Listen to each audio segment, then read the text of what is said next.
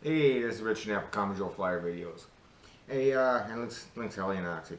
Okay, now today we're going to touch on something that some of these guys that have been flying for a while know, some have maybe kind of forgot a little bit about. We're going to touch on plastic blades. Now, I've been running my Oxy Sport. I'll cover that in my next video, in my review. But on plastic blades, it's very important to do post and pre-flight maintenance checks.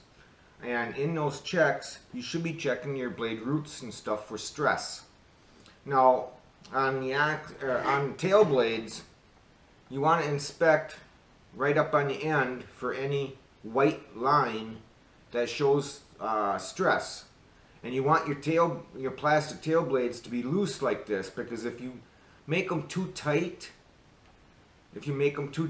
what happens is you actually start cutting the root. And then you create a soft spot, just like etching plexiglass or glass, and then they'll just fly apart on you. But now let's get back to the main blades.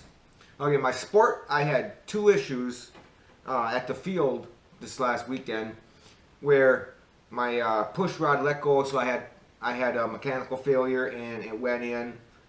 And I looked it all over, and I just re-glued the tail push rod and I put it back up again. Fine. Worked good. Now, my second crash was a thumb. I was getting, working on my groundwork, and I was too close to the ground. I did a quarter flip and I put it in. Well, when I looked at it, my first inspection, it just looked like a couple different things. It looked like a main gear and DFC arms. Well, then when I really started looking at it, I took the bird apart to replace the parts, and I started inspecting the blades out of habit. And from the top, they didn't look like there was anything wrong. They felt good, they sounded good. But when I flipped them over and looked at the underside, on the underside, this one looks fine. This one has the plastic is stressing right at the front of the root.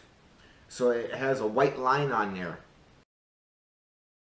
Now, that is important that you catch those little things like that white line, because your next flight, this blade would fail.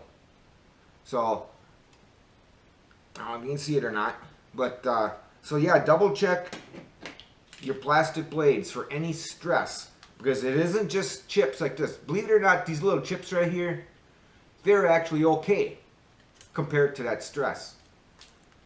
These chips are even and it'll fly without vibe. That stress will cause a mechanical failure, and then it'll cost even more to repair the helicopter.